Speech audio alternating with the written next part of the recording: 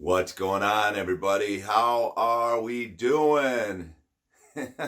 Yeah, I'm Jacob Breiling, and welcome to my YouTube channel, Jacob Breiling. So now you're probably wondering, well, what is this channel about? What is this part of your channel about? Well, this is about my book I've been working on the past 3.5 years called Cocaine and Cancer. There still can be hope, where I'm giving you the unedited version of my book while it's in the process of it being edited and completed. Where I'm giving you a video book. It's basically an audiobook, but it's a video book. So today's video is part 3 of a 4-part series leading into the next chapter of When I Got Set Up and Robbed, where I'm reading this verbatim. So before we get into things, if you guys like what you see, please hit the thumbs up button, subscribe. And if you dig it, help me get the word out there on this. Because this, my friends, this is what we're talking about. So now you're probably wondering, well, what is today's video about? Well, today's video is about I attack Casey and myself, our relationship a little bit more. And one of the times we're rolling around the city with him and his dirty gun. And then we end up at this after hours party, this straight up thug underground after hour gangster party. And everybody there wanted to kill me, all because of the color of my skin. And this just shows you, it doesn't matter what color you are. Racism's out there, and it sucks. And then I attack the guy, the goon, who actually robbed me at 2 a.m. in the pouring down rain. And then I talk about the falling out that Casey and myself that we had, which led into the next chapter. I talk about all these things, and afterwards, after these videos, I go ahead and I talk about what happened in this chapter. I'll let you guys know a little insight more. So if you guys like what you see, like I said, please hit the thumbs up button and subscribe, and enjoy the video, and enjoy part 3. Warning, some of these stories and content are intended for mature audiences. Viewer discretion is advised. Names, date, and places have been changed to not incriminate the guilty. Otherwise, do not hold me liable. Apparently at this after-hours party, everyone wanted to kill me. And I had no clue what could have happened. All because I didn't belong. Because of the color of my skin. And now, part 3. Once again, the story of my life. I was getting into situations that I had no place getting into. I met KC earlier in the morning at Club LV.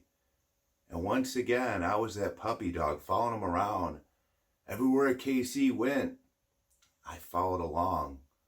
So after the club closed in the early afternoon, KC, he jumped in my ride for us to find out where the next party was at. But as KC got in my car, he asked if it's okay to put his gun under the seat if it bothered me. And of course I said no, because I was this fake tough guy, this poser trying to act like a big shot. I didn't know this, but when I tried to play this part, act like this big tough guy, it would eventually catch up with me down the road and get me in trouble way over my head. As I'm really thinking about that moment right now, boy, what a bonehead fucking idiot I was. And what kind of people was I hanging out with? That's the scary thing. It sickens me to think how much of my life I wasted away on what? A mirage of this persona, this cool, tough guy, this badass. But really, that was the farthest from reality. But to tell you the truth, I'm blessed that I made it out of that life in one piece, and that I'm not 6 feet under and behind bars. So now Casey pulls out his 9mm and looks at me for guidance. I tell him just put it under his seat. I didn't want to touch it. I didn't want my fingerprints on it. I didn't know where that gun has been. I didn't know what the end game was going to be with that gun, what he was going to do with it, who that gun was going to kill. I wanted nothing to do with it. No freaking way, not on my watch. So now we're on our way to this after hours party. And once we got there, Casey told me he was going to leave his gun in the car. I said, not a problem.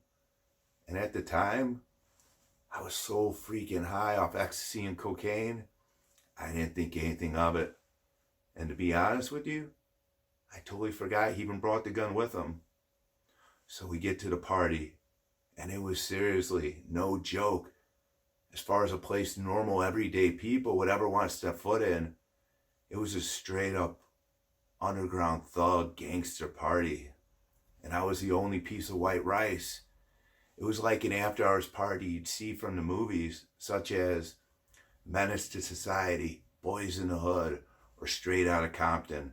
That's what type of party I was at. And I most definitely did not fit in or belong. Plus, I didn't have any teardrop tattoos on my face, and that seemed to be the theme. That secret handshake, that knock on the 2020s version of the criminal speakeasy. Then on top of it, like I said, I was the only white guy. But that didn't bother me because I could fit in anywhere. I was like a chameleon. But what bothered me was the negative energy being thrown in the direction headed my way. And I could tell 100% I wasn't wanted there. Whether it was the color of my skin or the fact that these people knew I wasn't like them. I wasn't a cold-blooded killer and this ruthless motherfucker like these chrome-carrying, quick-tempered, trigger-happy gangbanging criminals. At this party, it was all high-ranking captains, gangbangers, hood rats, and a few industry people that were scattered here and there. But literally, it was a shady apartment full of 40 to 60 really bad people. And when I talk about gangbangers and bad people, I mean, they were the worst of the worst in the realm of being a criminal and a thug. But here's the thing with me and my life. And this has happened to me many, many times all throughout my life. The night's going well. Then all of a sudden, for some odd reason, I start to feel really bad energy wherever I was at. But especially right here, right now, at this party, in this run-down, dimly lit apartment building, with rats scurrying across the floor. Then bam! It was as if I got hit by that semi-truck in Germany all over again. But this time, my truck was filled to the rim with nothing but negative energy, as I could feel everyone's hatred towards me inside this dark, black-lighted, smoke-filled scent of the flamed-out, super-lit ganja, which its tent potent had filled every inch of the room's square foot, as the music was bumping to the sounds of NWA's Fuck the Police. The music is booming so loud as the bass is rattling through the walls, it was as if an earthquake just hit the San Andreas Fault with an 8.0 on the Richter scale. But I could care less about the ambiance in this room. But what I did care about was right here in this tiny-ass apartment. Every single person in this room didn't want me there. But it's crazy and out of this world, as if someone or something was looking out after me. Because it's as if something was telling me to get out of there as fast as I can, sooner rather than later, to get out of there yesterday. I didn't know it back then, but I realize now that these feelings, they were my sixth sense that my body was sending my way.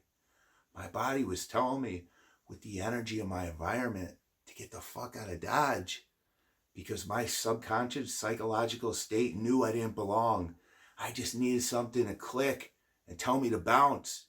And I'm glad I got those feelings, because I wasn't going to press my luck being somewhere I wasn't wanted, especially in a room full of gangbanging killers. So I told Casey I'm leaving, and they had to get his gun. So he sends the scariest, the ugliest, face-tattooed Mexican out with me to grab it. It's like, are you kidding me? Out of everyone there, Casey sends the ugliest, the scariest gangbanger with the most teardrop face tattoos out with me to retrieve the gun? I didn't know what he was doing at the time, but I could tell you now, he was doing this to intimidate and scare me for what's to come in the future. But here's a quick fast-forward reference you need to know to the next chapter, where KC set me up and robbed me. So this person who ended up robbing me, he was the same ugly gangbanger that came out with me to grab the gun that morning. Let me reiterate the fact. He was the same ugly Latin king that robbed me at 2 in the morning in the pouring down rain. But anyways, I'll tell you that story in a minute. So let's rewind back to the ugly gangbanger. So like I said, this gangbanger who followed me to get the gun, he was the same short, ugly, scary looking thug who was wearing a hoodie on his and putting the chrome to the side of my dome straight to my temple in the pouring down rain on this Thursday going into a Friday morning, which I'll tell you about this story in a minute. But when all this was happening to me, as I was being robbed, I knew this mother looked familiar.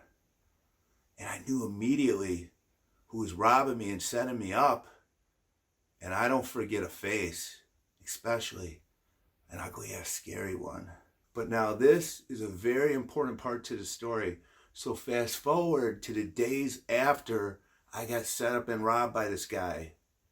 When Casey and my relationship was over, we were fighting over the phone. And I told him, I know what he did as far as he was the one behind the setup. Then Casey goes to me and says, watch myself. I don't know what I got myself into as far as starting a war with him. Then Casey goes on to tell me, if I remember that Sunday morning at that underground gangster party. I said, yeah. He goes on to tell me and says that he was the only one between me and everybody else, that he was the one saving me. Because he said that everybody there, they wanted to kill me just the fact because I was white. And I wasn't supposed to be at their party on their turf. I wasn't supposed to be with all of them because I was this white boy. Now, I don't know how much of this is true or not. What I do know is with what Casey just told me, I was feeling that way anyway. There was so much bad energy being sent my way. I knew he wasn't lying because I could just feel it. But it really doesn't matter anymore because I'm out of that situation and environment. And I'm standing here today sharing with you my story. So I hope you enjoyed part 3. So yeah, that was my life. And I'm a loss for words. I can't even do the words justice. I can't go crazy. I can't go messed up. It sickens me and it disgusts me on the decisions and poor choices I was making without using my head. Because my life could have spiraled way out of control where I wouldn't be able to correct the situation. Luckily, I was able to correct the situation. But when you're young, when drugs and alcohol are involved, you don't use your head when you want to act cool, when you have this persona, this mirage of this tough guy. You don't use your head. You don't stop for a minute because it's uncomfortable. Well, get uncomfortable and don't do these things because it can go bad. Luckily, I was able to change my ways. Luckily, it didn't go bad for me because what would have happened if we would have got pulled over? We have drugs in the car. We have this dirty gun. I don't have a gun license. KC doesn't have a gun license. What would have happened then? Or what would have happened if KC would have killed these people, pulled out the gun, pop, pop, pop, pop. Here, Jakes, take the gun. What do I say, no? Then I'm a dead man? Or I take it, now I'm an accessory. I'm doing 25 to life. You know, I didn't think of these things when this stuff was happening. Not to mention the many times just driving around with this guy on the south side of Chicago as he's selling drugs. I definitely didn't fit in. This wasn't the life I wanted to live. But this is part of your journey, and these happen, you know? It's cliche for me to go, ooh, you know, these things made me who I am, but they did. You know, I'm the person I am, and because of all these different things. And then we go to the after hours party, this straight up thug underground party. And everybody there wanted to kill me because of the color of my skin. But it shows you, it doesn't matter what color you are. Racism's out there. And it sucks. It does. And we're never going to get rid of it.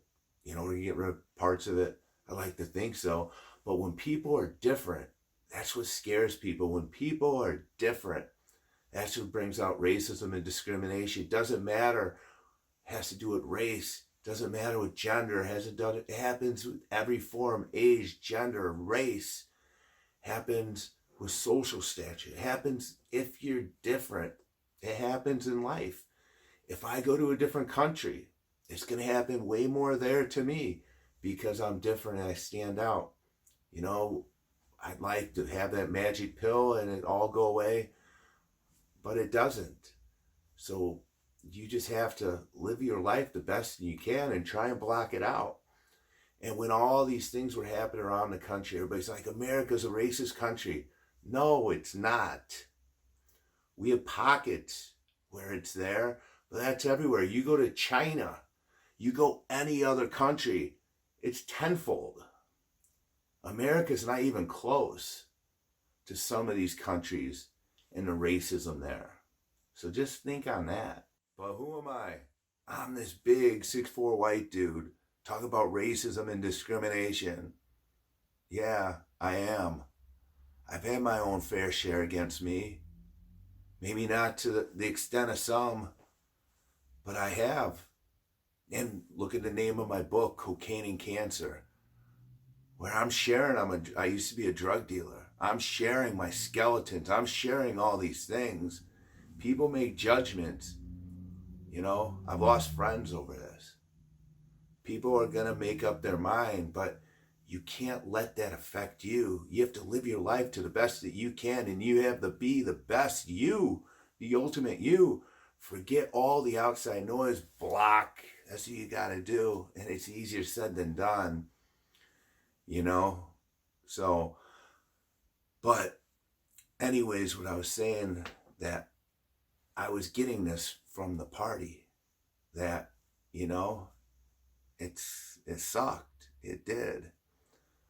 But I'm glad I got that sixth sense. I'm glad I had something telling me, don't be here anymore, And I'm glad I had a photographic mind when they sent the goon, the gangster, the thug, the gangbanger, the ugly, scary dude with the face tattoos out with me. And I'm glad I remembered him in the future,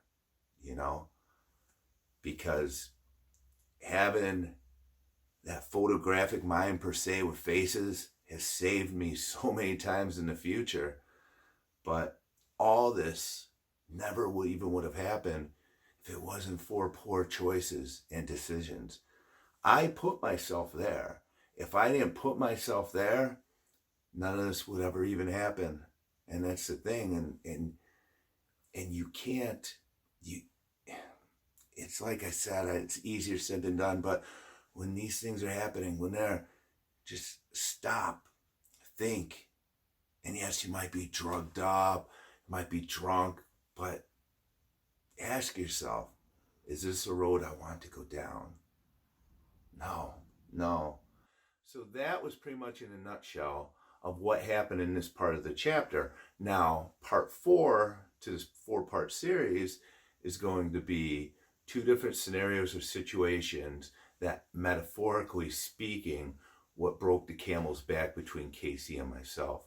What led these situations led to him wanting to set me up and rob me and actually making the move on it. But then the other thing I do too is at the end of each chapter, and I'll be sharing this with you, is I give you guys an inspirational thought message of what I learned from this chapter. And I'll be sharing this with you. And I'm actually excited. So can't wait for you guys to see part 4. And this is what it's about. So thank you very much. Out.